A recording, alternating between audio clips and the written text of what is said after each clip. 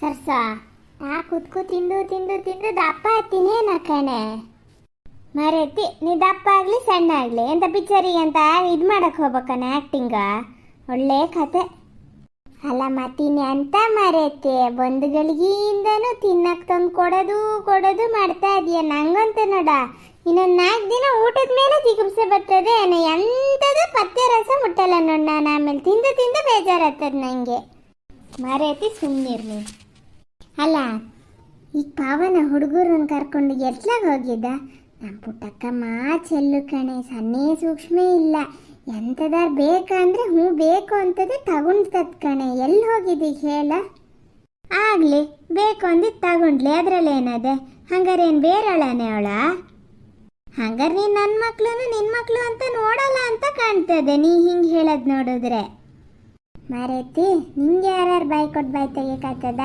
ಎಂಥದಾರ ಅನ್ಕ ಅಲ್ಲ ಈಗ ಪವನ್ನ ಎಲ್ಲಿ ಕರ್ಕೋಗಿದ್ದು ಹೇಳಿ ಹುಡುಗರನ್ನ ಇಲ್ಲೇ ಒಂದು ಮಾಲ್ ಅದೇ ಕಣೆ ಅಲ್ಲೇ ಎಲ್ಲ ತೋರಿಸ್ಕೊಂಡು ಸುತ್ತಾಡ್ಸ್ಕೊಂಡು ಎಂತ ಆಟ ಆಡೋದೆಲ್ಲ ಅದೇ ಗೇಮಿಂಗ್ ಎಲ್ಲ ಒಂಚೂರು ಆಡಿಸ್ಕೊಂಡು ಎಂಥದಾರ ಬಟ್ಟೆ ಬೇಕಾದ್ರೆ 1-2 ಬಟ್ಟೆ ಕೊಡ್ಸ್ಕೊಬತ್ತೀನಿ ಅಂತ ಅಂದ್ರೆ ಈಗ ಮತ್ತಿನ್ನು ಡಿಗ್ರಿ ಅಲ್ಲನೇ ಪುಟ್ಟಕ್ಕ ಸರ್ಸ ನೀ ಹಂಗೊಂದು ಮಾಡಬೇಡ 2 ಬೀರು ಬಟ್ಟೆ ಅದಾವ ಕಣೆ ಅದ್ರ ಹತ್ರ ಇಷ್ಟು ದಿನ ಯೂನಿಫಾರ್ಮ್ ಅಂತ ಹಾಕಿದ್ದ ಹಂಗೆ ಎಂತ ಇದು ಬಣ್ಣದ ಬಟ್ಟೆ ಹಾಕ್ಲೇ ಇಲ್ಲ ಈಗ ಸುಮಾರು ಅದಾವೆ ಆಗ್ಲಿ ಮರೇತಿ ಈಗ ಸುಮ್ಮನಿರ್ ನೀನು ಥರ ಮಾಡಬೇಡ ಒಂದು ಗಳಿಗೆ ಕೂತ್ಕೊ ಮಾತಾಡೋಣ ಈ ಮನೆ ಘನ ಆಗದೆ ಕಣೆ ಹಳೆ ಮನೆ ಒಂಥರ ಇಕ್ಕಟ್ಟು ಇರೋದು ಇದೊಂಥರ ಘನ ಆಗದೆ ನೋಡು ಘನಾಗಿರೋದದೇ ಬಾಡಿಗೆ ಎಷ್ಟಂತ ಕೇಳಿ 21,000 ಬಾಡಿಗೆ ಕಣೆ ಹೂನೆ ಬೆಳ್ಳಿ ಅದೇ ಹೇಳ್ತಿತ್ತು 21,000 ಮರೆತಿ ಸರ್ಸ ಚಿಕ್ಕಿ ಮನೆ ಬಾಡಿಗೆ ಎಲ್ಲ ಹಾಗೆ ಆಗ್ಯವೆ ಅಂತ ಹೇಳ್ತಿತ್ತು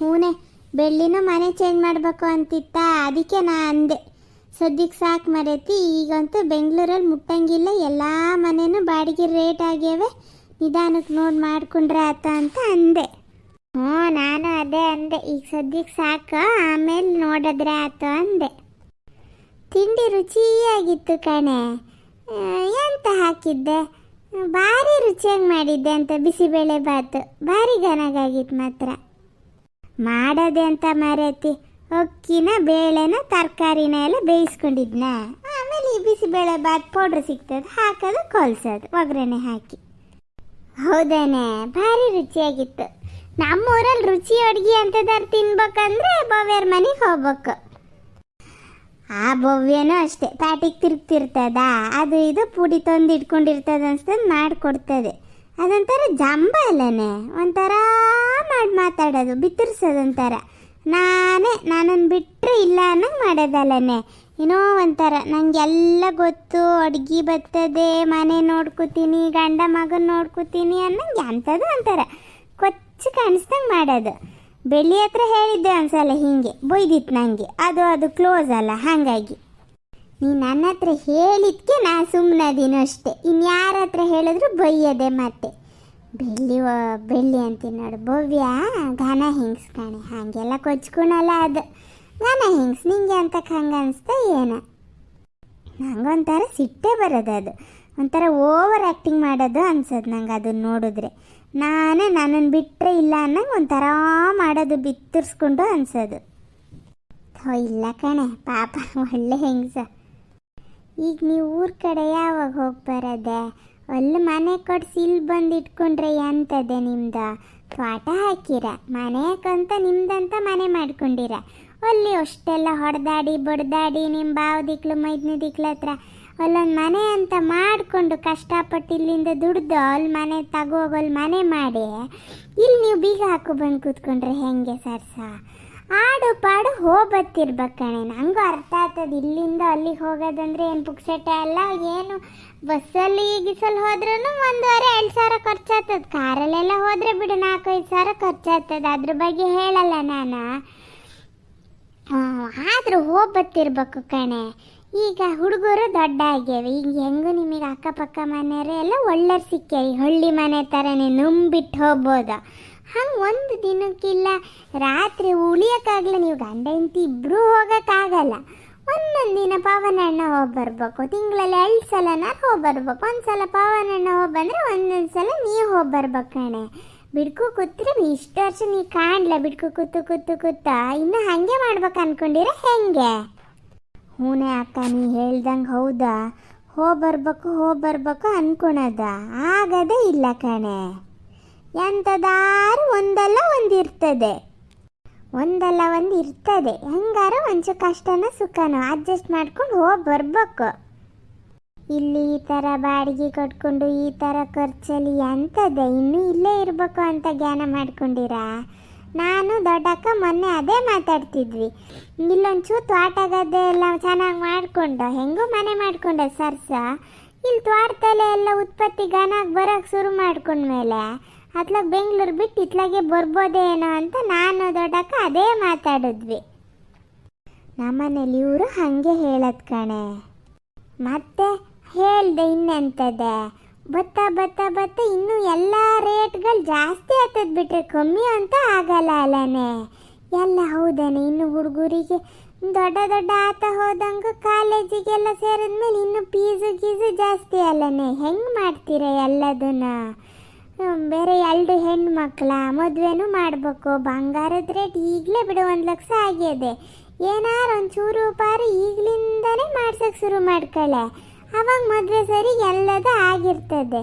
ಈಗ ನಮ್ಮ ಬೆಳ್ಳಿ ಪುಟ್ಟಕ್ಕಂದಾರ ಇಬ್ರದ್ದು ಭಾರಿ ವಯಸ್ಸಲ್ಲ ಅಂತ್ರನ, ಏನಿಲ್ಲ ಅಂದರೆ 8 ವರ್ಷ ಹೆಚ್ಚು ಕಮ್ಮಿ ಬೆಳ್ಳಿಗೂ ಪುಟ್ಟಕ್ಕಗ. ಹಾಗಾಗಿ ನಮಗೆ ಭಾರಿ ಏನು ತಲೆ ಬಿಸಿ ಬರಲ್ಲ ಕಣೆ.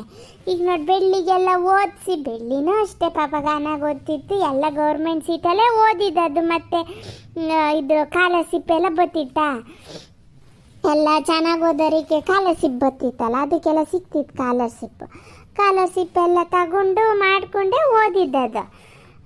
ಬೆಳ್ಳಿನೂ ಅಷ್ಟೇ, ಬೆಳ್ಳಿ ಓದಿ ಕೆಲ್ಸಕ್ಕೆ ಸೇರಿದ್ಮೇಲೆ ಪುಟ್ಟಕ್ಕ ಕಾಲೇಜಿಗೆ ಬಂತ. ಹಾಗಾಗಿ ಎಲ್ಲ ಈಗ ಬೆಳ್ಳಿ ಸುಮಾರು ಮಾಡೋದು ಕಣೆ. ಪುಟ್ಟಕ್ಕಕ್ಕೆ ಫೀಸ್ ಎಲ್ಲ ಅದೇ ಕಟ್ಟೋದು. ಹಾಗಾಗಿ ನಮಗೆ ಭಾರಿ ಒತ್ತಡ ಅನ್ಸಲ್ಲ. ಮತ್ತು ಮದುವೆನೂ ಬೆಳ್ಳಿಗೇನು ಭಾರಿ ಏನೇನೋ ಹಾಕ್ಬೇಕೋ ಅದನ್ನೇ ಮಾಡಿದ್ದು. ಏನು ಊರು ಮನೆ ಅಂತ ನಾವೇನು ಸುಮ್ಮನೆ ಕೊಡ್ಲಾ? ಏನೊಂದು ಬಳೆ ಓಲೆ ಸರ ಎಲ್ಲ ಏನೇನು ಬಂಗಾರ ಮಾಡಿಸ್ಬೇಕೋ ಅದೆಲ್ಲ ಮಾಡಿಸೇ ಕೊಟ್ಟಿದ್ದು. ಈಗ ಏನಂದ್ರೆ ಪುಟ್ಟಕ್ಕನ ಮದುವೆ ಇದಕ್ಕೆ ಇನ್ನೂ ಸುಮಾರು ಟೈಮ್ ಇದೆ. ಆ ಟೈಮಿಗೆ ಬೆಳ್ಳಿಗೆ ಒಂಚೂರು ಸಹಾಯ ಮಾಡ್ತದೆ ಅನ್ನೋದೊಂದು ನಂಬಿಕೆ. ಎಲ್ಲ ಮಾಡ್ತದೆ ಬಿಡು, ಸುಮ್ಮನೆ ಹೇಳಬಾರ್ದ. ಹಂಗಾಗಿ ನಮಗಷ್ಟು ತೀರ ತಲೆ ಬಿಸಿ ಬರಲ್ಲ. ನಿಂಗೆ ಹಂಗಲ್ಲ ಕಣೆ, 2 ಒಟ್ಟೊಟ್ಟೆ ಒಂದೇ ವರ್ಗಿ ಥರ ಇದ್ದಂಗೆ ಅದ. 1.5 ವರ್ಷ ಅಷ್ಟೇ ಅಲ್ಲ ಹೆಚ್ಚು ಕಮ್ಮಿ. ಈಗ ಒಂದಾದ್ಮೇಲೆ ಇನ್ನೊಂದು ಮದುವೆ ಬರ್ತದೆ, 2ಕ್ಕೂ ಒಟ್ಟೊಟ್ಟೆ ಮಾಡ್ಕೋತಾ ಬರ್ಬೇಕು. ಹಂಗಾಗಿ ನಾ ಹೇಳಿದ್ದಾರೆ, ನೀನು ಚೂರು ಪಾರು ಎಂಥದಾರು ಮಾಡಿಸ್ಕೊಳಕ್ಕೆ ಶುರು ಮಾಡು. ಹೂನೇ ಅಕ್ಕ, ಮಾಡಿಸ್ಬೇಕು. ಎಲ್ಲಿಂದ ಮಾಡಿಸೋದೆ? ಇವರೊಬ್ಬರೇ ದುಡಿಯೋದ? ನಾನು ಎಂಥದಾರು ಸಣ್ಣ ಪುಟ್ಟದ್ದು ಮಾಡಕ್ಕೆ ಹೋಗ್ತೀನಿ ಅಂದರೆ ಇವ್ರು ಬೇಡ ಅಂತಾರೆ. ಆವಾಗ ನಾ ಮಾಡ್ಲಾ, ಹುಡುಗರೆಲ್ಲ ಸಣ್ಣವು ಅಂತ ಸುಂಬಿಡ್ಕೊ ಕೂತ. ಈಗ ಇವರೇ ಬೇಡ ಅಂತಾರೆ. ಮನೆ ಬಾಡಿಗೆ ಕಟ್ಟಿ 2 ಹುಡುಗರಿನ ಫೀಸು, ಓದೋದು, ಅದು ಇದು ಟ್ಯೂಷನ್ ಫೀಸು, ಅವು ಇವು ಪುಸ್ತಕ, ಬಟ್ಟೆ, ಬರೀ ಮನೆ ಸಾಮಾನು, ಅವು ಇವು ಅಂತ ತಿಂಗಳು ಕೊನೆ ನೀ ಹೇಳ್ತಿ ಎಂತ ಉಳ್ದಿರಲ್ಲ ಕಣೆ. ನಮಗೂ ಒಂಥರ ಗೋಳ ಆತ ಅದೇ. ನೋಡ್ಬೇಕು ನೀ ಹೇಳ್ದಂಗೆ ಊರ ಕಡೆನೇ ಎಲ್ಲ ಗನಾಗಿ ಮಾಡ್ಕೊಂಡು ಅತ್ಲಾಗ ಅಲ್ಲೇ ಹೋಗೋಣ ಅಂತ ಅನ್ಕೋತಾ ಅದೀವಿ. ನಂಗೆ ಈಗ ಜ್ಞಾನ ಆತ ಅದೇ ಕಣೆ. ನಮ್ಮನೇಲಿ ಅಪ್ಪಯ್ಯ ಯಾವಾಗಲೂ ಹೇಳೋದಲ್ಲ, 2 ಹೆಣ್ಮಕ್ಳು ನಾನು ಹಳ್ಳಿ ಬದಿನೇ ಜಮೀನಿರೋರಿಗೆ ಕೊಟ್ಟೀನಿ, ನಿಂಗೂ ಅಂಥದ್ದೇ ಯಾರು ಜಮೀನಿರೋ ಹುಡುಗನ ನೋಡ್ಕೊಡ್ತೀನಿ ಅಂತ ಹೇಳೋರು. ನಾನೇ ಕುಣ್ಕೂತ, ಇಲ್ಲಪ್ಪ ನಂಗಂತೂ ಹಳ್ಳಿ ಜೀವನ ಬೋರ್ ಆಗಿದೆ, ನಾ ಬೆಂಗಳೂರಿಗೆ ಹೋಗ್ಬೇಕು ಅಂತ ಹಿಂಗೆ ಮಾಡ್ಕೊಂಡು ಮದುವೆ ಮಾಡ್ಕೊಂಡು ಬಂದೆ. ಈಗ ನೋಡು ನಿಮ್ಮಿಬ್ರು ಜೀವನನೇ ಆರಾಮದೆ. ಹಾಗೆಲ್ಲ ಜ್ಞಾನ ಮಾಡಬೇಡ ನೀನು. ಎಲ್ಲರಿಗೂ ಕಷ್ಟ ಅನ್ನೋದು ಇರ್ತದೆ ಮಾರೈತಿ. ನೀ ಹೇಳ್ತೀಯ ಹಿಂಗೆ, ನಮ್ದೇನು ಹಳ್ಳಿ ಬದಿ ಏನು ಸ್ವಲ್ಪ ಕಷ್ಟ ಅನ್ನೋದು ಇರ್ತದ? ಎಲ್ಲದು ಕೊಟ್ಟೆ ಮಾಡಿಸೋದ? ವರ್ಷಕ್ಕೆ ಒಂದೇ ಸಲ ದುಡ್ಡು ಬರುತ್ತೆ ಕಣೆ ಅಡಿಕೆ ಮಾರಿದಾಗ. ಆ 1 ವರ್ಷನೇ ಪೂರ್ತಿ 1 ವರ್ಷಕ್ಕೆ 365 ದಿನ ಕಾಲ ಕಳಿಬೇಕಲ್ಲ. ಏನು ಸ್ವಲ್ಪ ಖರ್ಚಿರ್ತದೆ ಅನ್ಕೊಂಡಿಯಾ? ನಮ್ದು ಹೇಳ್ತಾ ಹೋದ್ರೆ ನೀ ಹೇಳ್ತೀಯ ಮಳೆಗಾಲದ ಹೊಸ್ತಿಗೆಲ್ಲ ನಮ್ಮ ಹತ್ರ ಎಂತಿರಲ್ಲ ಕಣೆ. ಮಳೆಗಾಲಕ್ಕಂತೂ ಎಂತಿರಲ್ಲ. ನಿನ್ನ ಭಾವನ ಕೈಲಂತೂ ಬಿಡು, ಅವೆಲ್ಲ ಬಿಡು. ಒಂದು ಹೇಳಕ್ಕೋದ್ರೆ ಖರ್ಚು. ಈಗ ಮನೆ ಸ್ವಂತ ಅನ್ನೋದು ಅದೆಯಾ? ಬಾಡಿಗೆ ಯಾರಿಗೆ ಕೊಟ್ಬೇಕು ಅನ್ನೋದಿಲ್ಲ. ಮತ್ತೆ ಕಾಳು ಬೇಳಿಗೆಲ್ಲ ದುಡ್ಡು ನಾವು ಕೊಟ್ಟು ತರೋದು ಬಿಡ, ಅದು ಹೆಂಗೋ ಆಗ್ತದೆ. ಭತ್ತವನ್ನು ಬೆಳ್ಕೊತೀವಿ. ಮತ್ತು ಇನ್ನು ಎಂತ ಈಗ ತರಕಾರಿ ಗಿರ್ಕಾರಿ ಎಲ್ಲ ಸಿಗ್ಲ ಅಂದ್ರೂ ಪೇಟೆಲೆ ಕೊಂಡದು. ಹಿಂದೆಲ್ಲ ಎಲ್ಲದು ಬೆಳಿತಿದ್ವಿ. ಈಗ ಪೇಟೆಲ್ ಕೊಂಡ್ಲಿ ಎಂಥದ್ದು ಇಲ್ಲ ಅಂದರೆ ಎಂಥ ಸೊಪ್ಪು ಸೆದ್ಯಾರು ಎಂಥದಾರು ಇರ್ತದೆ ಮನೆ ಬದಿ ಬೆಳ್ಕೊಂಡಿದ್ದು, ಅದನ್ನೇ ಕುಯ್ಯೋದು ಮಾಡೋದು. ಎಲ್ಲ ಜೀವನ, ಹಳ್ಳಿ ಜೀವನನೂ ಕಷ್ಟನೇ, ಪೇಟೆ ಜೀವನನೂ ಕಷ್ಟನೇ. ನಾವು ಹೆಂಗೆ ನಡ್ಸ್ಕೋತೀವಿ ಅನ್ನೋದ್ರ ಮೇಲೆ ನಿಂತದಷ್ಟೇ. ನೀ ಭಾರಿ ತಲೆ ಕೆಡ್ಸ್ಕೊಳಕ್ಕೆಲ್ಲ ಹೋಗಬೇಡ. ಹುಡ್ಸಿದ್ದೇವ್ರು ಹುಲ್ ಮೇಯ್ಸಲ್ಲ ಅನ್ನಂಗೆ ಏನಾಗಲ್ಲ, ನೀ ತಲೆ ಕೆಡ್ಸ್ಕೋಬೇಡ. ಹೂನೇ ಅಕ್ಕ, ಏನೋ ದೇವ್ರ ಮೇಲೆ ಭಾರ ಹಾಕಿ ನಾವು ಜೀವನ ಮಾಡೋದಾಗ್ಯದ. ಹೋಳಿಗೆ ಮಾಡೋಣ ಅಂತ ಬೇಳೆ ಬೇಯಕ್ಕಿಟ್ಟು ಬಂದಿದ್ದೆ ಮರೆತು ಇನ್ನೂ ವಿಸಲ್ ಕೂಗ್ಲ ತಡಿ ನೋಡ್ತೀನಿ. ಪುಣ್ಯಾತ್ಗಿತ್ತಿ ಎಂತಕ್ಕೆ ಹೋಳಿಗೆ ಗೀಳ್ಗೆ ಎಲ್ಲ, ಅದಕ್ಕೆ ನೋಡಿ ಬೇಜಾರಾಗದು, ನಂಗೆ ಬರೋಕ್ಕೆ ಬೇಜಾರಾಗದು ಇದಕ್ಕೆ. ಇಲ್ದಿದ್ರೆ ದಿನ ಬಂದು ನನ್ನ ಮನೇಲೆ ಕೂತ್ಕೂತೀಯ ಅಲ್ಲ ನೀನು. ತಡಿ ಮರೆತಿ, ನಾನು ಬತ್ತೀನಿ, ಇಬ್ರು ಸೇರ್ ಮಾಡೋಣ.